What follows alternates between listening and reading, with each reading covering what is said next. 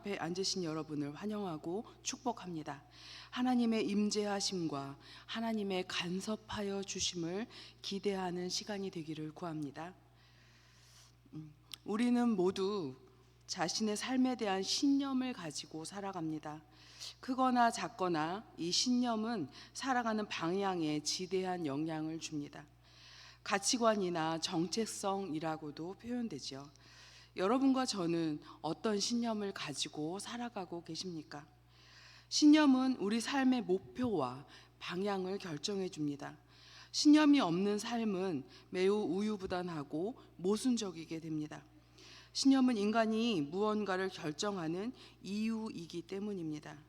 신념이 없는 사람은 그날 되는 대로 욕구에 따라 본능적인 삶을 살아가고 중대한 결정을 내릴 순간이 오면 결정을 잘 내리지 못하고 그 근거를 찾기 어려워합니다. 또한 즉흥적으로 결정을 내리게 되기도 하죠. 자, 예를 들어서 제가 가진 신념 중에 아주 소소한 신념이 하나 있는데요. 그것은 먹을 것을 먹으면 행복해진다는 신념입니다. 주부에게 제일 맛있는 음식은 뭐니 해도 남이 해주는 음식입니다. 네, 제가 하건 남이 하건 식사를 타인과 함께 하는 일은 굉장히 행복한 일입니다. 식사 자리에서 마음이 열리고 또한 가족끼리 있으면 하루가 마무리가 되고 다음의 일들을 논의하게 됩니다. 서로를 공유하고 서로의 마음을 알아가는 자리가 되어집니다. 그런데 제가 먹을 것이 있으면 행복해진다는 신념 아래 제 남편에게 음식을 만들어 주고요.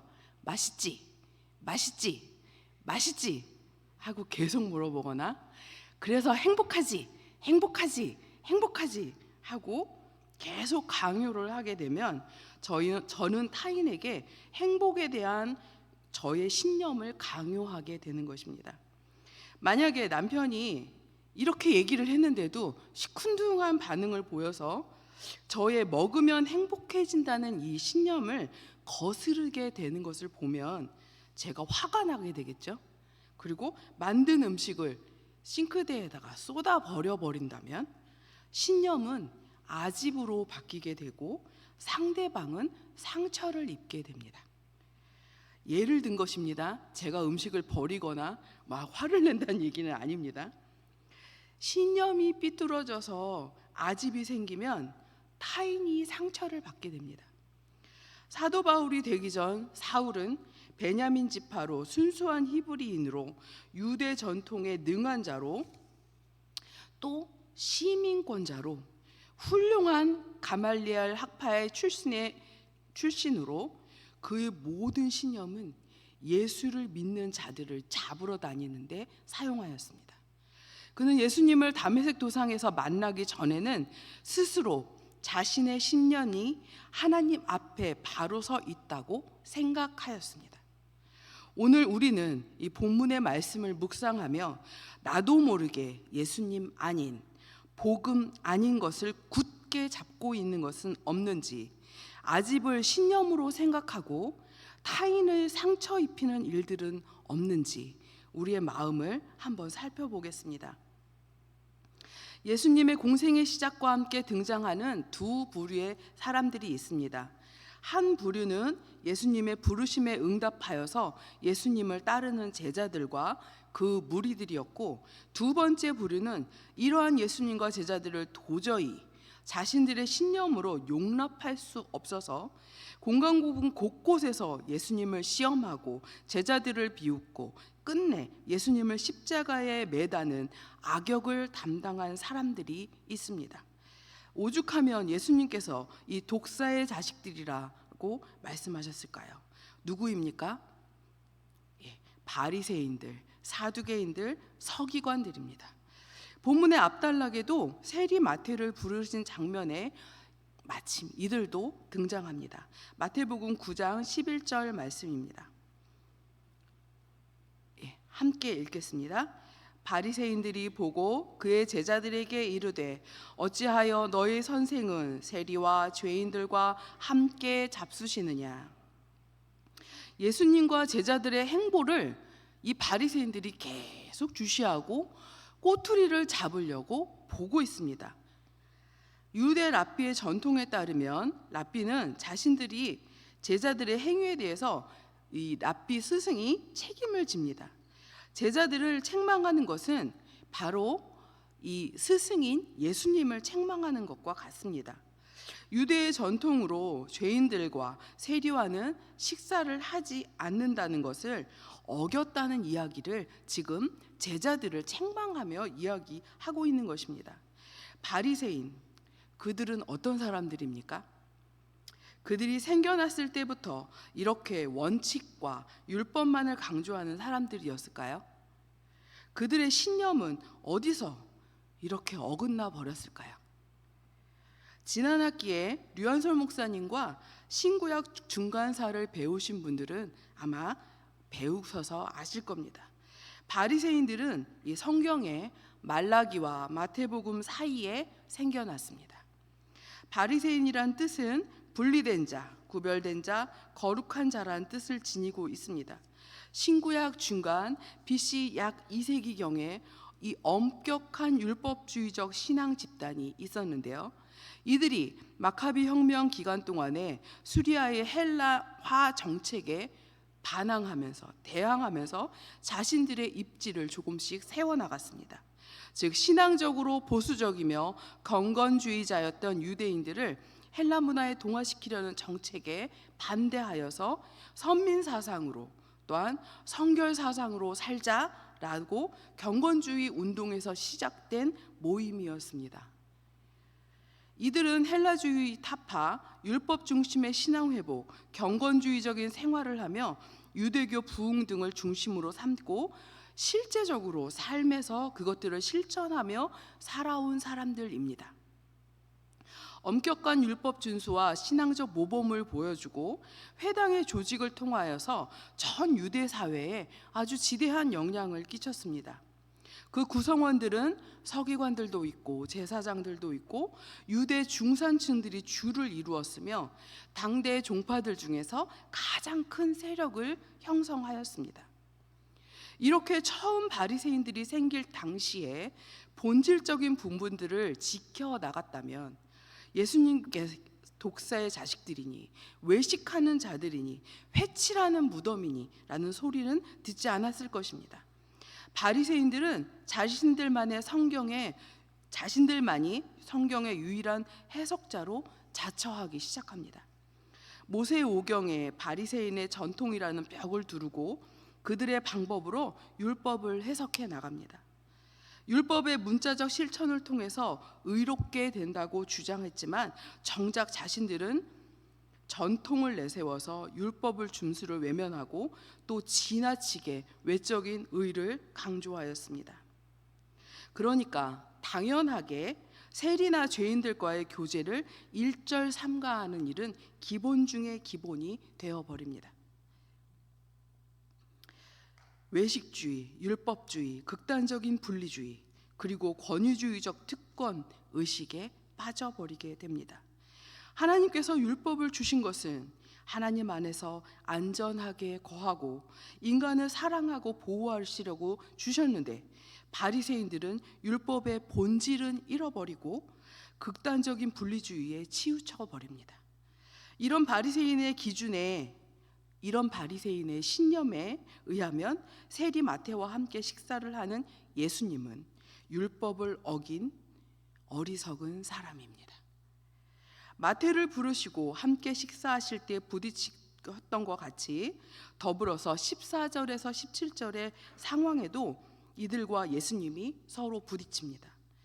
얼핏 보면 앞단락은 금식 이야기이고 뒤에 단락은 새 포도주에 관한 이야기라고 생각이 되지만 예수님이 이 말씀을 하시다가 저 말씀을 하시다가 하는 것 같이 보이지만 그러나 두 이야기는 위의 세리 마태 이야기와 함께 하나로 연결되어집니다.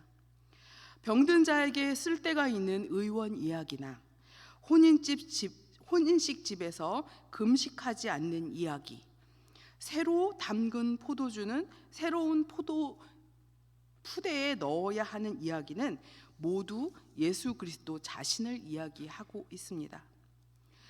예수께서 우리를 위하여 이 땅에 오신 것과 십자가의 죽음, 세술이란 말로 예수 그리스도 자체와 그분의 가르침을 이야기하고 있습니다.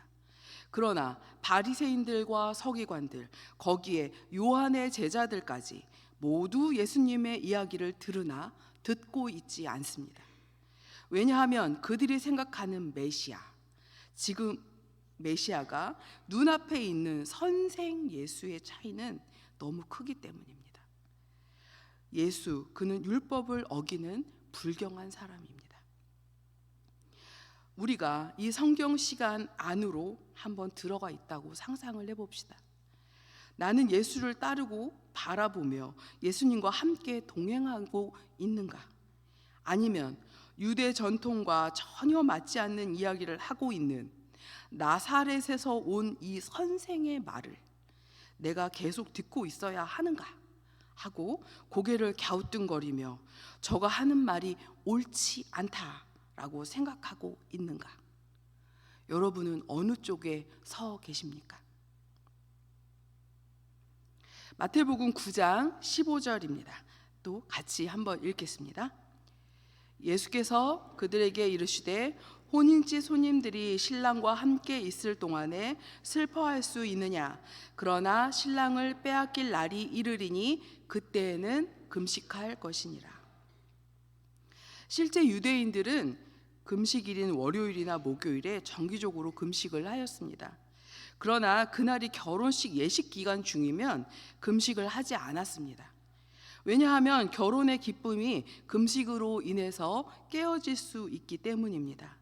15절에 예수님은 금식이란 말을 써야 할 자리에 뭐라고 표현하시냐면 슬퍼할 수 있느냐라고 표현하십니다. 혼인집 손님들이 신랑과 함께 있을 동안에 금식할 수 있느냐라고 이야기해야 되는데 슬퍼할 수 있느냐라고 말씀해 주시는 것입니다. 슬퍼하다, 펜데오는 근심하다, 애통하다라는 뜻으로 금식 이야기를 하며 예수를 잃어버린 때를 기억해야 하는 것을 말씀하고 있습니다. 이 슬퍼하다는 단어 하나로 이 이야기의 중심은 금식에서 벗어납니다. 예수님이 함께 있을 때와 함께 하지 않을 때로 구분되어집니다. 함께 할 때는 혼인잔치처럼 즐거운 시간이지만 예수님과 함께 하지 않을 때는 슬프며 애통하며 금식하는 시간이라고 말씀하고 계신 것입니다. 마태복음 9장 17절의 말씀도 또 같이 한번 읽겠습니다.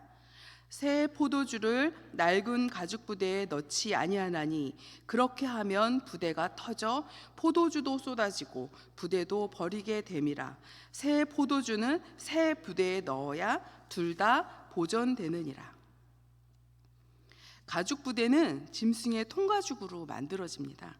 냄새가 나지 않도록 가죽을 다듬고 무드질을 하죠. 우리 모두 알고 있듯이 새 술은 예수님의 가르침을 말하고 있습니다. 가죽 부대는요, 그러면 예수님의 말씀을 듣고 살아가는 우리를 말하죠.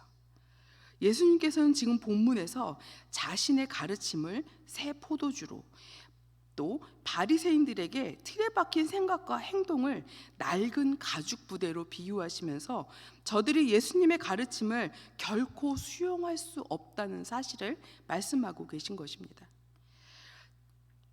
즉 바리새인들이나 세례 요한의 제자들이 예수님의 가르침을 제대로 수용하고 받아들이기 위해서는 과거의 가르침과 전통, 관습에 얽매여서 예수님의 새로움을 그 말씀을 듣지 않고 배척하는 것이 아니라 자신이 변화되어야만 받아들일 수 있다고 말씀하고 계신 것입니다. 이 말씀을 우리에게도 적용해 봅니다. 우리 자신이 새 가죽 부대가 되지 않으면 예수님의 가르침을 받아들일 수 없습니다. 그러면 이렇게 얘기할 것입니다. 우리는 모두 예수를 믿는 사람들인데 무엇을 더 받아들여야 할까요? 새 가죽 부대는 그러면 어떻게 돼야 되는 겁니까? 새 술인 예수님의 가르침은 발효되어 팽창합니다. 내게 익숙한 전통으로 나에게 맞는 말씀만 진리화시키고 있다면 발효되는 예수님의 세수를 받아들이지 못합니다. 낡은 가죽 부대가 되어서 경직된 신앙 전통 안에 바리새인들처럼 스스로 갇혀버립니다. 스스로의 복음 안에 갇혀 있으면, 거기에만 있으면 괜찮은데 자신의 잣대로, 자신의 신념으로 타인을 아프게 찌릅니다. 새 가죽 부대의 특징을 보겠습니다. 새 가죽 부대의 특징은 유연함과 탄련성입니다. 제가 어릴 적에 다니던 교회는요, 그 본당에서 드럼을 치지 못했습니다. 어르신들께서 무당 푸닥거리라고 그래가지고 드럼을 사용하지 못하게 하셨습니다. 드럼을 본당에 드리기까지 제가 청년 당시에 함께 모여서 기도하는 시간이 정말 오랜 시간 기도를 하였습니다. 그리고 또 교회에 손님이 오면 박수를 치지 못해가지고 그 박수 대신 주보를 들고 이렇게 막 흔들었습니다. 감히 예배당에서 박수를 칠 수 없었기 때문입니다. 그러나 이후로 교회는 드럼도 드리고 박수도 칠 수 있게 되었습니다. 이것이 본질인 예수 그리스도와 상관이 없었기 때문이죠. 사실 참 망설였는데요, 부끄러운 고백을 여러분 앞에 한 가지 하겠습니다. 제가 아주 젊을 때 투지와 열정이 가득했던 교육전도사 시절입니다. 저를 힘들게 하는 집사님 한 분이 계셨습니다. 제가 의견을 내면 말을 꺾으시고 다른 의견으로 누르시려고 하고 무언가를 하려고 하면 참 어렵게 만드시는 분이 계셨습니다. 거의 1년여를 이 집사님과 대립각을 세우고 기싸움을 하였습니다. 그때 저의 기도는 누구보다 간절했습니다. 하나님, 제가 나가든지 저분이 보내시든지 이제 결정을 좀 해주세요. 또 생활에서는 에너지 소비가 너무 커서 그분이 제 삶 전체를 지배해버리는 상황에까지 이르렀습니다. 그리고 저는 시름시름 앓기 시작하였습니다. 그 어떤 말도, 그 어떤 것도 위로가 되지 않았고 위안이 되지 않았습니다. 제가 정작 보아야 할 교사들도 아이들도 돌볼 수 없었습니다. 사역자로서 도저히 참을 수 없는 지경에 이르러서 큰 소리를 내서 싸움도 하였습니다. 그러나 도무지 결과가 나오지 않는 대치 상황이 계속되었습니다. 드디어 사임을 결정하고 하나님께 마지막 통보를 하였습니다. 하나님, 이제 내가 안 해요. 하나님 일 안 해요. 난 너무 힘들어요. 라고 말입니다. 근데 그때 제 안에서 작은 음성이 들려왔습니다. 내가 내 일을 한 적은 있니? 라는 음성이었습니다. 아니, 제가 지금 제 모든 것을 희생하고 하나님의 일을 하고 있잖아요. 그런데 하나님께서는 그 집사님 한 분 어떻게 못 해주시고 이렇게 사역자의 마음을 아프게 하실 수 있냐고요. 근데 하나님께서 저에게 누가 사역자이냐? 다시 마음에 질문이 날아왔습니다. 저는 기도의 자리에서 무너졌습니다. 아니 하나님, 그 집사님이 저에게 너무하시잖아요. 그러자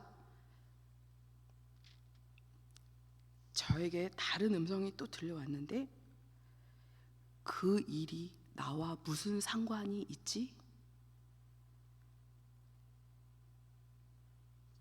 그 일이 나와 무슨 상관이 있느냐고 저에게 돌아온 질문으로 저는 예수님의 이름과 복음을 전하는 일과 아무 상관이 없이 일의 우선권과 우위에 서려 했던 저의 모습을 보게 되었습니다. 나는 사역자이니 당연히 내 의견이 적용돼야 하고 그 의견대로 움직여야 한다는 생각을 가지고 있는 저의 모습을 보았습니다. 너무 부끄러웠습니다. 이 이야기를 하고 있는 지금도 부끄럽습니다. 그 후로 저는 바뀔 수밖에 없었습니다. 누가 사역자이냐는 질문과 그 일이 나와 무슨 상관이 있느냐는 질문은 제가 힘든 일을 만날 때마다 제 앞에서 저를 교훈하는 질문입니다. 그 후로 집사님과 저는 세상에서 제일 좋은 파트너가 되어서 함께 사역을 하였습니다. 그러나 성정은 쉽게 바뀌지 않아서 목이 뻣뻣한 백성으로 돌아갈 때도 있습니다. 본질인 예수 그리스도를 놓치면 신념은 아집으로 바뀝니다. 아집이 신념 행세를 하면 주변 사람들이 다칩니다. 예수 위에 우리가 알고 있는 전통과 권위, 내 것을 덮어 씌우지 맙시다. 그리고 그것에 머물러 있지 않기를 구합니다. 나의 삶에 있어서 그래야만 하는 신앙의 지침처럼 가지고 있는 낡은 가죽 부대가 여러분에게 있습니다. 저에게도 있습니다. 이것이 무엇입니까? 자신에게 물어보십시오. 이것이 예수 그리스도와 상관이 있습니까? 아집을 신념이라 생각하고 있다면 용기 있게 오늘 이 시간 기도하며 버리시기를 구합니다. 주님 앞에 내어놓으면서 새 가죽 부대로 주님을 담으시기를 소망합니다. 아멘. 함께 찬양하며 나아가겠습니다.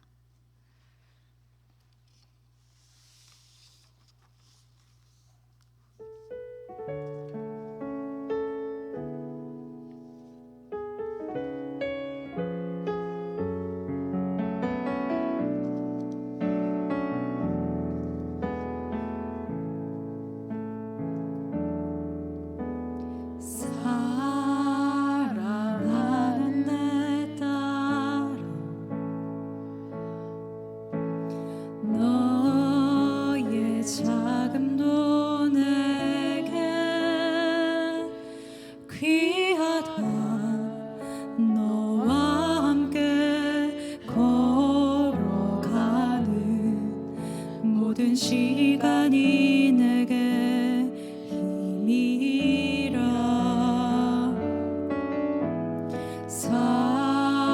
사랑하는 아들아, 내 연약함도 내게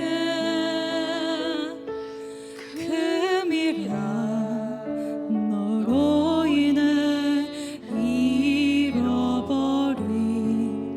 나의 양들이 돌아오리라.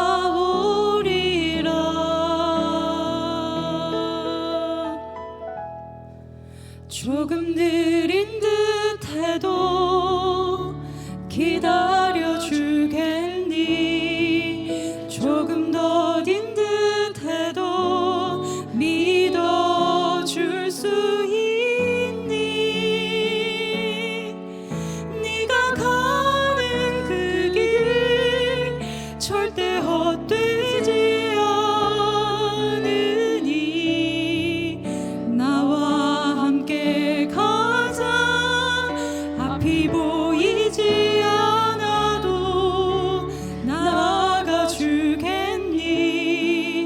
이해되지 않아도 사랑 안해 주겠니? 너의 눈물의 기도 잊지 않고 있으니 나의 열심으로 이루리라. 조금 느린 듯해도 조금 느린 듯해도 기다려 주겠니? 조금 더딘 듯해도 믿어 줄 수 있니?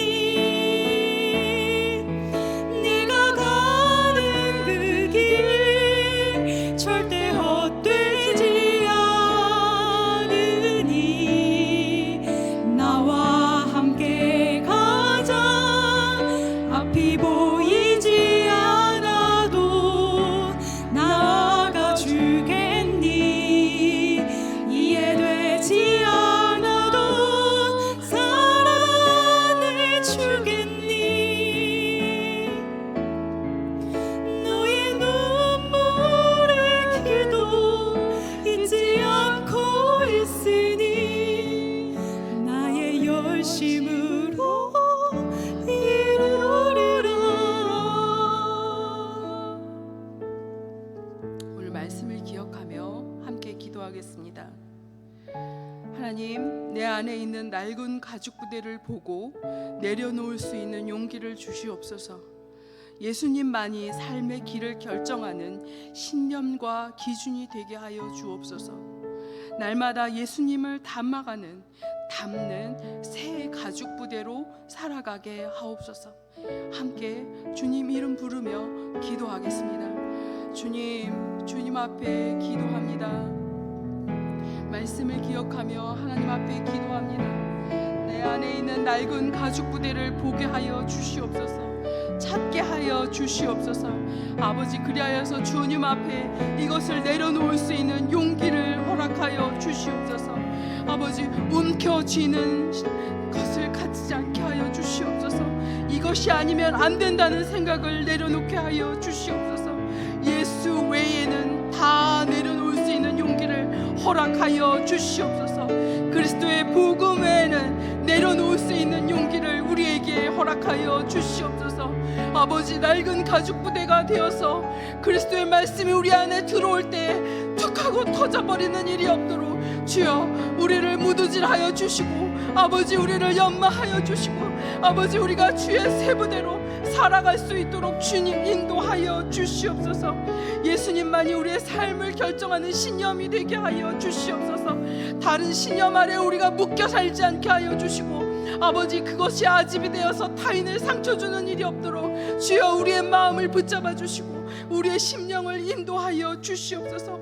오직 주님만이 아버지 우리의 신념의 중심이 되게 하여 주시고 본질이 되게 하여 주시옵소서. 날마다 예수님을 닮아가는 새 가죽 부대로 살아가게 하여 주시옵소서. 아버지 우리의 심령을 무두질하여 주셔서 아버지 주의 새 가죽 부대가 되게 하여 주시옵소서. 그리하여서 주의 말씀에 유연하게 탄력성 있게 대처하게 하여 주시고 주의 말씀으로 인하여서 앞으로 나아갈 수 있는 우리들 되게 하여 주시옵소서. 주님만이 우리의 힘이며 주님만이 우리의 능력이 되시오니 주여 우리와 함께하여 주시어서 아버지 낡은 가죽 부대를 가지고 이것이 좋다 하고 살아가지 않도록 주여 인도하여 주시옵소서. 내 안에 가지고 있는 아집이 있다면 버리게 하여 주시옵소서. 아버지 움켜쥐고 고집부리고 살지 않게 하여 주시며 예수의 이름 안에 넉넉하게 하여 주시옵소서. 아버지 우리의 인생이 넉넉하게 하여 주시고 우리의 삶이 넉넉하게 하여 주시고 타인을 보는 눈이 넉넉하게 하여 주시고 아버지 교회 안에서의 생활이 넉넉하여질 수 있도록 주여 우리와 함께하여 주시옵소서. 주 하나님께서 인도하여